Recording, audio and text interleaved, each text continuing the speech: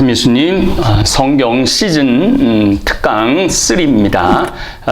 메시아를 맞이할 준비가 끝난 인류라는 주제로 강의를 하고 있습니다.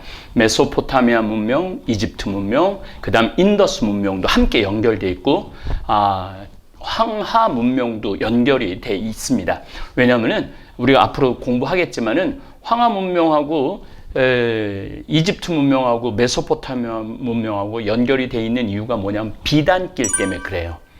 중국에서만 비단이 나왔기 때문에 이 비단을 정말로 너무나 많이들 사고 싶어 했어요. 그렇기 때문에 그 비단길이 이집트로 갈 때 레반트 지역, 그러니까 지금 시리아, 가나안, 팔레스티나 이 지역을 지나갔다는 얘기죠. 그래서 스치기만 해도 2년이라고 그러는데 그러한 비단을 가지고 갔기 때문에 예수님 시대에도 어쩌보면은 저는 그 중국 문명도 함께 아우러진 것이 아닌가. 좀 과한 상상일 것 같지만은 나중에 비단길을 여러분들 지도를 보시면은 제가 결코 과한 상상을 하고 있지 않다라는 거 아마 아실 겁니다. 자, 중국은 다른 문명에 대해서 비교적 늦게 발달한 문명입니다. 양사오 문화, 롱산 문화, 하왕조 있는데 이건 사실은 선사 시대입니다. 상왕조, 은허, 기원전 1600년부터 실제 역사가 기록이 될 수가 있었죠. 다시 말해서 상왕조 이전에 문자가 있었다는 얘기예요. 갑골 문자, 그 유명한 갑골 문자가 있고 그 문자를 통해서 이제 역사에 등장을 하게 되는 거죠. 거기까지 우리가 봤고, 중국이라는 나라는 황화강 5,300km, 400km 되는 황화강이랑 또 양쯔강, 장강이라고 그러죠. 6,400km나 되는 어마어마한 두 강이 이 대륙 한가운데를 가로지르고 있죠. 그래서 이 중국의 정치라는 거, 치수, 그러니까 물을 얼마나 잘 다루느냐에 따라서 성군이 되기도 하고 폭군이 되기도 합니다. 양사오 문화라고 1921년 허난성 멘쯔 현 양사오에서 4,000년 전 유적이 발견이 됩니다. 자, 이제 저하고 공부하시는 여러분들은 예수님을 2000년으로 기준으로, 기원전 2000년으로 기준으로 본다면은 기원전 4000년, 기원전 2000년, 예수님, 그 다음에 기원 후 2000년.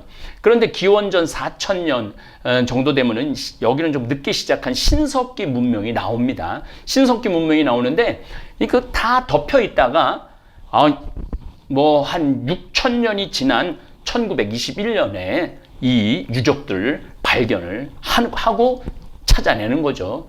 그런데 그 역사 한가운데 계신 예수님이 꿈에 나타났다 와준 거 아니에요. 역사 안에 오셔서 역사 안에서 이스라엘에서 살과 피가 되셔서 이스라엘이라는 그 공간 안에서, 유대라는 그 공간 안에서 활동하고 가신 거니까 우리가 성서를 공부할 때 의심할 여지가 하나도 없어요. 의심을 하는 건 내가 공부가 부족한 거예요.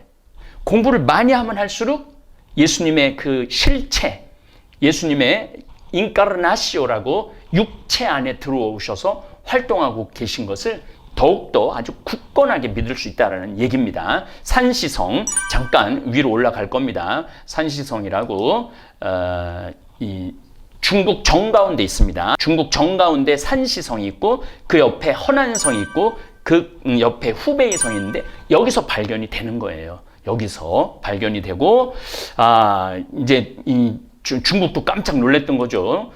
그런 유적을 발견하면서. 그런데 이게 얼마나 넓게 퍼져 있느냐면 동서로 1000km, 남북으로 1000km예요.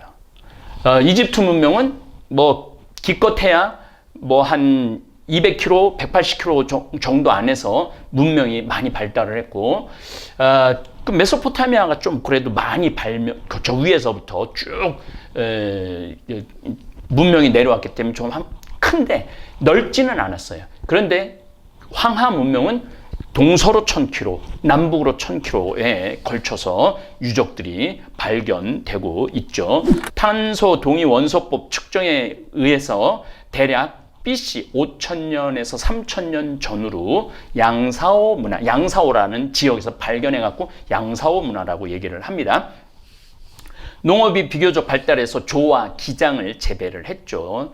참 먹기 껄끄러운 건데 그래도 조와 기장을 재배했고 주로 돼지를 사육을 많이 했습니다. 수렵, 어로, 채집 이 모든 것을 함께 한 흔적이 나오고 있습니다. 여러분 옆에 아마 이렇게 사진 지금 보실 수 있을 겁니다. 촌락에는 사방에 도랑을 이렇게 둘러쳐서서 아주 굉장히 엄밀했던 씨족 공동체가 반영하고 있습니다. 여러분들 우리나라도 지금 암사동에 가면은요, 신석기, 기원전 한 5000년 전, 6000년 전 신석기 문명이 그대로 드러나고 있어요. 우리나라도. 그러니까 전 세계 이 지구라는 별에 물론 탄자니아에 처음 우리 인간의 모습을 한 그런 원형을 찾을 수 있지만 제가 똑같은 씨라는 주제로 한번 강의를 한 적이 있어요. 메소포타미아나 이집트나 인더스나 겐지지거나 그 다음에 우리 황하나 양쯔 강이나 거의 똑같은 영적인 발전이 있는 거예요. 그림이 나오고 문자가 나오고 정치가 나오고 숫자가 나오고 그 다음에 직업이 생기고 그 다음에 사상이 생기고 종교가 먼저 생기고 그 다음에 사상이 생기는 거죠. 그래서 신화적인 요소가 굉장히 많은 거죠. 그리고 인간이 똑같은 이 우리 DNA 안에 우리의 모습을 닮은 인간을 만들자 하느님이 그러셨잖아요. 우리 몸 안에는 하느님의 DNA가 있는 거예요. 그래서 조금만 더 좀 우리를 내면을 통찰을 한다면 우리는 쉽게 하느님에게 다가갈 수 있습니다. 양사오 문화 초기에는 집단 합장, 동성 합장이 성행했고 몇백 명이 함께 매장되어 있고 머리는 서쪽을 향하게 이렇게 돼 있었어요. 아마 서쪽이라는 것이 아마 죽음을 향하는 그런, 동쪽에서는 해가 뜨고 서쪽에서는 해가 지잖아요. 그러니까 해가 지는 쪽으로 머리를 뒀던 거죠. 떠난다 이런 그런 얘기입니다. 각 묘지의 규모와 수장품 차이가 별로 없었는데 여자의 수장품이 남자보다도 약간 많았어요. 따라서 모계 사회가 되었음을 좀 설명을 해줍니다. 룽산 문화 1928년 우진딩이 처음으로 쩡쥐야 유적지를 발견합니다. 룽산이라는 지역에서 발견을 합니다. 연대는 기원전 3000년에서 2000년 중반으로 거슬러 올라갑니다. 이 빠른 회전력인 물레를 이용해서 만든 후 불에 구운 양질의 난각 토기, 다수의 회도라고 하는 거는 도자기예요. 도자기. 황색 또 난다고 그럽니다. 사각의 마제 석기도 있고, 그 다음 이때는 간석기 시대라고 그래요. 자, 이것도 여러분들 기억날 거예요. 뗀석기, 중간석기, 간석기, 그냥 이렇게 삐죽한 걸 떼어갖고 쓰기도 했는데 구석기 시대는 그랬죠. 근데 신석기 시대는 갈았어. 아주 날도 이게 화살촉도 날카롭게 갈고 도끼도 날카롭게 갈고 심지어는 칼도 날카롭게 갈아갖고 쓴 그러한 간석기들이 발견이 됩니다. 이때는 정말 놀랍게도 흙을 눌러 만든 벽돌이 나오고요. 동물 뼈를 가열해 갖고 생기는 균열을 보고 미래를 점치는 골점이 행행했다는 점이 룽산 문화의 특징입니다. 우리 산동반도면 우리나라하고 굉장히 가깝죠. 자, 다시 한번 지도로 넘어가 보도록 하겠습니다. 후난성, 이 아래쪽이죠. 원난성, 그 다음에 좀 저쪽으로 가면 산둥까지 올라가는 그러한 룽산 문화가 있습니다. 산동, 어제도 지난번에 강의 때도 얘기했죠. 우리는 인천에서 비행기 타고 산동반도까지 가려고 그러면 30분이면 간다고. 그러니까 우리나라는 상당히 중국하고의 어떤 그러한 문화적인 교류가 굉장히 강했던 나라라는 거 여러분들 생각하시면 좋을 것 같아요. 자, 요거는 이제 선사시대, 그야말로 우리 단군신화 얘기하듯이 중국도 삼황오제 시대가 있습니다. 삼황, 세황, 황이라는 것은 하늘의 주인이라는 뜻이에요. 좀 설명드리겠지만은 오제도 제사를 담당하는 하늘의 사람이라는 뜻입니다. 중국 고대 신화에 등장하는 제왕들로 3명의 황과 5명의 제를 말합니다. 이들 8명의 제왕은 중국 문명의 시조로 이제 중국 사람들이 추앙을 하죠. 천왕, 지왕, 인왕, 이 삼황 이름, 이거 여러 가지 이름으로 나와요. 천왕, 쥐왕, 인왕. 내가 여기 지금 평창에 사는데 여기 제천에 가면은요, 천둥산, 지등산, 인등산이 있어요. 그러니까 우리 인간한테는 하늘과 땅과 그리고 인간, 이거 굉장히 중요한 개념인 것 같아요. 그래서 하늘을 중국은요, 하늘을 인격적인 의미로 부여하지는 않지만 굉장히 하늘의 뜻, 하늘이 마음을 거두면 왕도 그건 엎을 수 있다라는 그러한 아주 독특한 하늘 개념이 있습니다. 사망의 첫째인 복희는 태워 큰 하늘이라 불렀어요. 네가 하늘이 두렵지도 않느냐, 하늘이 무섭지도 않느냐, 이런 얘기는 우리가 인격적인, 그러니까 예수님이 말하는 완전한 인격체는 아니더라도 그 전능한 창조주, 이 우주 만물을 관장하는 그러한 뜻으로서 하늘을 쓰죠. 제가 나중에 이제 또 공자 얘기할 때 좀 설명을 드릴 겁니다. 뱀 몸에 사람 머리를 했다고 그래요. 사람들에게 처음으로 사냥법, 불을 사용하는 법을 가르쳤죠. 황제와 요수는 중국의 이상적인 천자로 일컬어지죠. 이제 여러분들 스핑크스 보면은 그렇게 나오죠. 스핑크스를 보면은요, 사람 머리에 사자 몸. 메소포타미아도 대개 사람 몸에 말 같은 그러한 것도 있었는데, 중국도 그러한 뱀 몸에 사람 머리를 하고 있다라는 그러한, 그러니까 그 인간들이 비슷비슷한 것 같아요. 두 번째 삼황인 신농시대가 옵니다. 염제, 불꽃 임금이라고 불리는 신농황은 사람 몸에 소의 머리를 가져요. 말씀드렸듯이 피라미드 사람 머리와 사자 몸을 스핑크스, 메소포타미아, 또 우리가 말하는 바알신도 그러한 모양을 갖추고 있죠. 신농은 태양신이에요. 태양을, 그러니까 이집트가 태양신을 흠숭했잖아요. 농업신으로 농경을 처음으로 인간한테 가르쳤다는 거, 농업을. 또 태양이 높게 떠 있는 시간에는 사람들에게 상업을 가르쳤다고 합니다. 염제 신농의 자리를 이은 것은 바로 황제 헌원이다. 이때부터 이제 인간의 모습을 갖추죠. 헌원은 사람들에게 집 짓는 법과 옷 짜는 법을 가르치고 수레를 발명합니다. 글자 개념을 처음으로 도입해 천문과 역산을 시작했는데, 이건 전부 다 여러분들 신화입니다. 신화. 사마천이라고 정말로 탁월한 역사가는 요 사망 시대를 인정하지 않습니다. 그러나 오제는 좀 받아들이죠. 의료수를 시작한 것도 헌원 황제입니다. 중국 사람들이 굉장히 의료를 중요하게 여겨요. 진시황이 분서경을 다 모든 사상책을 다 태워 없앴는데 하나만 안 없애요. 의술책만 안 없애요. 그만큼 중국 사람들이 이 건강에 대해서 이게 굉장히 현세 집착적인 민족이 중국 사람들입니다.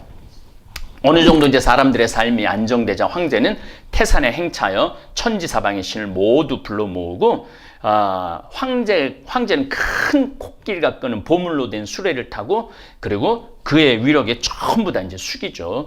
투탕카멘의 마차 생각이 납니다. 사망 5제. 그러나 이 사망한테 대든 사람이 있어요. 황제를 따르지 않는 무리 치유를 따라 반란을 합니다. 치유는 눈이 넷, 손이 6이 있으며, 이건 또 인더스 문명하고 연관이 굉장히, 인더스 문명 막 손이 막 무슨 만다라 막 이런 거 보면 막 손이 막 몇 개씩 있잖아요. 그래서 그런 거하고도 또 연결을 해보면 좋을 것 같아요. 구리로 된 머리와 새로 된 이마를 가지고 있었다. 이거는 또 우리 한반도에 이러한 신화가 있어요. 새와 돌을 즐겨 먹는 신으로 자신의 72 형제와 함께 싸움에 능하죠. 황제는 치유의 모방을 알자마자 군사를 모아서 정복을 하고 항복을 합니다. 이제 다 정복이 되니까 100살 되던 때 하늘에서 용이 내려와 황제가 하늘로 돌아가기를 간청을 합니다. 이제 인간 세상이 이제 있을 필요가 없다. 그래서 많은 사람이 황제의 치세가 계속되기를 원했지만은 황제는 중신들과 함께 용을 타고 승천해 해고, 그 다음부터는 이제 오제 시대가 열립니다. 삼황 오제.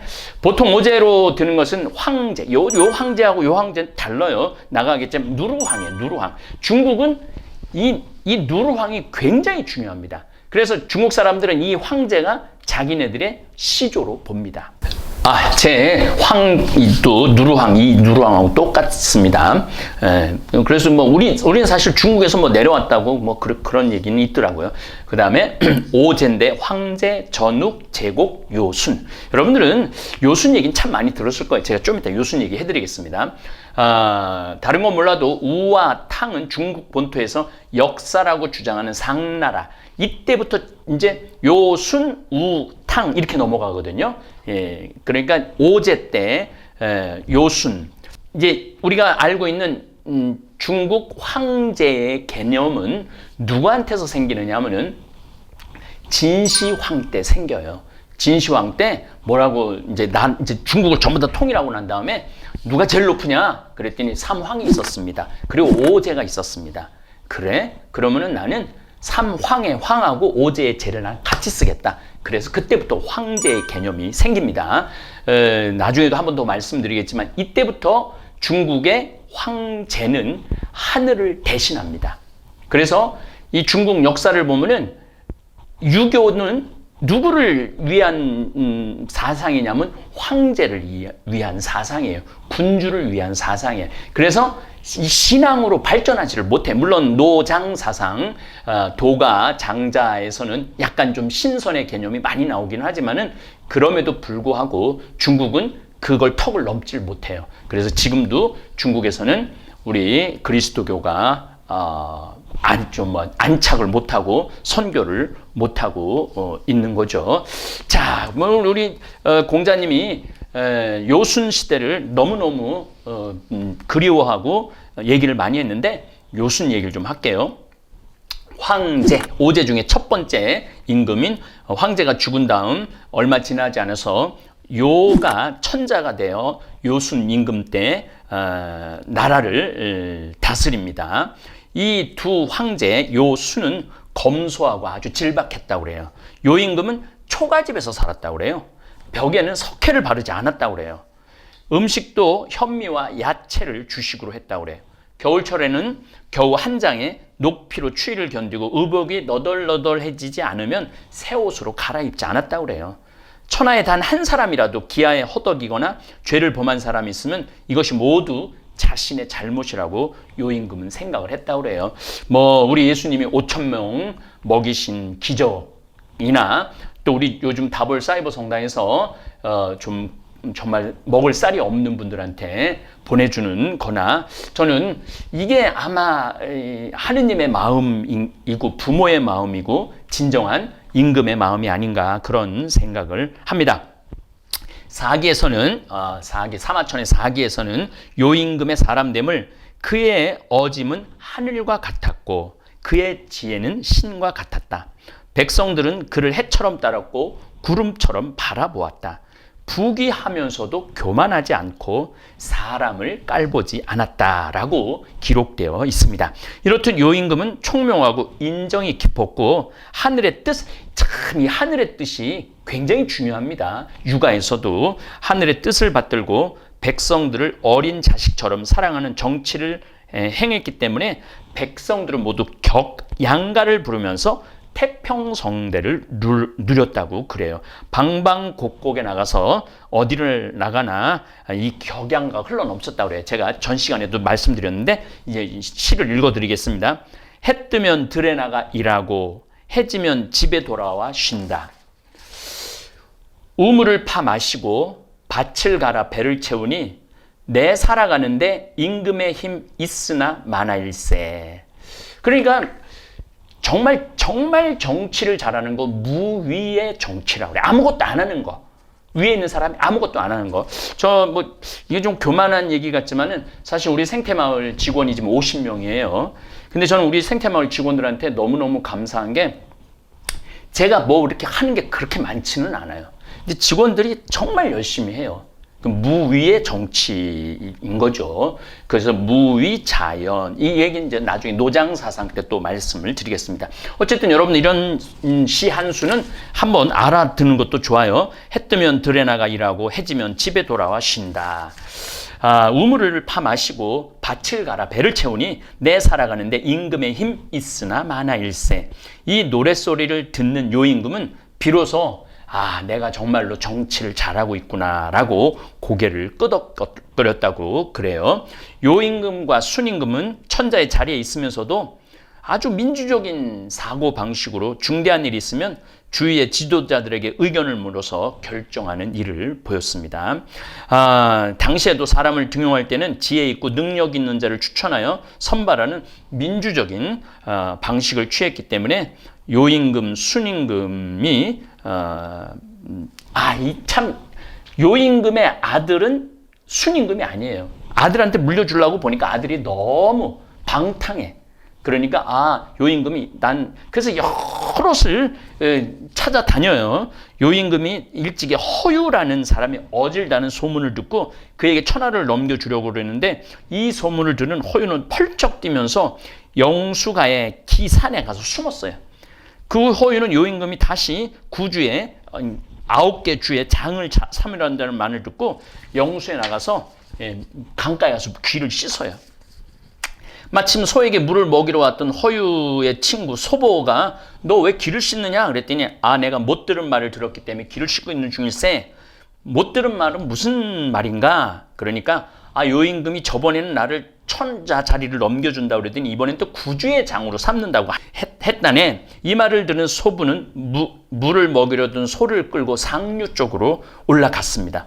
허유가 그 까닭을 물었어요. 그러자 소부는 더럽혀진 귀를 씻은 더러운 물을 소에게 먹일 수는 없지 않는가. 그래서 상류 쪽으로 가서 깨끗한 물을 먹이려고 그러네 하면서 상류로 올라갔다는 얘기예요.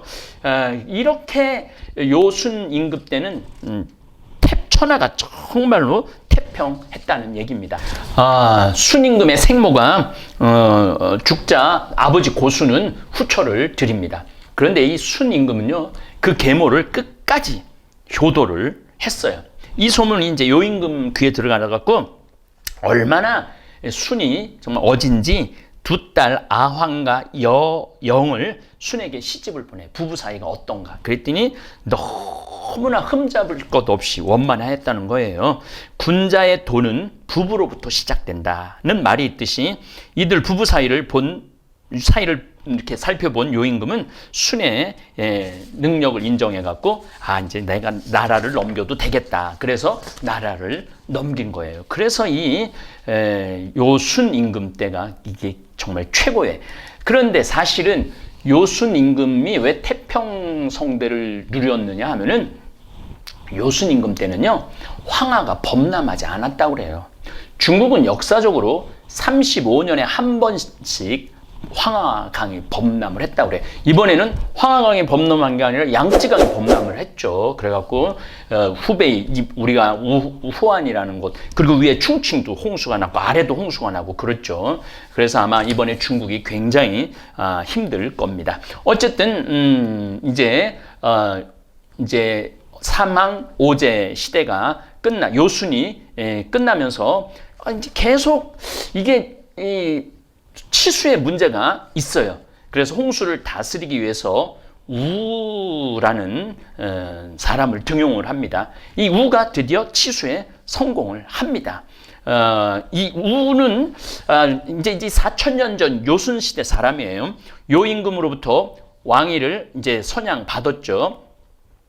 요임금의 사이기도 했던 순임금이 엄청난 홍수가 계속 이제 나왔다고 그래요. 정치 끝말에. 그래서 물난리를 고통받는 사람들을 구하기 위해서 곤이라는 사람에게 치수를 맡겨요. 그런데 이 곤이 계속 뚝을 쌓는 거야. 황하간에 뚝을 계속 높이 쌓는 거야. 그러니까 뚝이 터지면은 또 사람들이 홍수에 물려가는 거죠. 그래서 이 곤은 결국은 처형을 하고 그 아들 그러니까 곤이 처형을 하고 아들 우한테 치수를 맡깁니다. 그런데 우는 치수 방법이 아버지와는 달랐어요. 물줄기를 차단하거나 물을 가두지 않았고 물길을 터서 원만하게 소통되도록 합니다. 그는 아버지가 쌓아 올린 거대한 뚝을 제거를 합니다. 샨샤댐 세운 게 아마 이거하고 좀 비슷하지 않을까 그런 생각을 해요. 물길을 터서 원만하게 아버지가 쌓아 올린 뚝을 다 해. 홍수의 근본적인 원인은 가만히 보니까 물길 가는 대로만 이 물길을 만들어주면 물이 쉽게 바다로 쫙쫙 빠져나가는 거예요. 최대 난관이었던 용문이라는 곳에 물길을 트는 작업을 5년이 걸리기도 하죠. 그래서 완전히 만물이 홍수가 나도 일사천리로 서해 황해로 나갈 수 있었던 거죠. 13년 동안 치수 사업을 했다고 그럽니다. 그런데 얼마나 치수를 열심히 했느냐 하면은 열자 양주 제7편에 따르면은 너무 몰두해서 아이도 기르지 않았고 가정도 돌보지 않고 신체는 반신불수가 되었고 손발에 살갗이 텄다고 그렇게 얘기를 합니다. 그래서 우에게 너는 정말 치수를 잘하는구나 그래갖고 우임금한테 나라를 넘기죠. 바로 이 우가 하나라, 여기 중국 역사상 최초의 왕조고 기원전 21세기에서 기원전 16세기까지 존재했던 나라로 기록이 돼 있죠. 그래서 중국 하면은 치수예요, 치수. 물을 어떻게 다루느냐, 거기에 따라서 이 임금이 성군이냐 폭군이냐가 결정되는 거예요. 지금도 사실은 중국은 치수에 문제가 있죠. 자, 오늘 갑골문자까지 좀 보겠습니다. 갑골문은 중국 대륙에서 청조 마렵인 1899년에 안양현 소둔촌 상해 수도였던 은허, 이게 이제 상나라의 수도가 은허죠. 은의 폐허에서 왕의영이 최초로 발견을 합니다. 그리고 중국 도처에서 계속 발견을 하는 거예요. 그때까지는 갑골문자를 잘 몰랐어요. 거북의 배딱지와 짐승의 뼈에 새겨진 상형 문자를 보고 뭐 점도 치고 전쟁을 나가야 되느냐 말아야 되느냐 이런 것도 하죠. 그래서 은어 문자라고 부르기도 하고 중국 한자의 기초가 되죠. 이 갑골 문자는 기원전 1200년에서 기원전 1050년에 많이 나오죠. 그리고 딱 끊어지고 이제 그다음에 이제 좀 상형 문자로 이렇게 나옵니다. 은어에서 출토했던 거북이의 배딱지, 짐승의 뼈에 새겨져서 상형 문자 한자의 원형이 되죠. 방경에서 주왕조까지 12왕 273년 동안 제작이 된 걸 찾아냈습니다. 이거는 뭐 신석기 시대부터 행해졌지만 문자로 새긴 건 상시대뿐이에요. 그러니까 하상주 이렇게 나와 하상주 주나라로 이렇게 이어지는데 상나라부터는 이게 문자가 되었기 때문에 이때부터는 확실한 역사로 우리가 볼 수 있고 사마천도 그렇게 표현을 합니다. 제사에 쓰고 그 다음에 농경, 군사, 또 무슨 사명, 질병, 복점 어쨌든 발굴 이후 상해, 제사, 정치, 사회, 경제 등이 연구가 됐고 전설로만 전해졌던 상나라가 가장 오래된 왕조라는 사실이 규명이 됩니다. 그래서 중국 역사도 이렇게 쭉 한 획으로 이렇게 지나서 우리가 볼 수 있는 것이죠. 다음 시간에는 이제 진짜 재미난 걸왕, 뭐 탕왕, 뭐 이런 주왕 이런 얘기를 여러분들하고 이야기를 나누도록 하겠습니다. 예, 감사합니다. 너무나도 고소해 참을 수가 없을걸 건강히 책임져줘 생태만 전국장이 냄새 난다 선입견이 있나요 나도 처음엔 그렇다고 생각했지 전국장 가루를 생수에 타먹은 그 순간 고소함과 함께 깔끔한 맛이 밀려왔지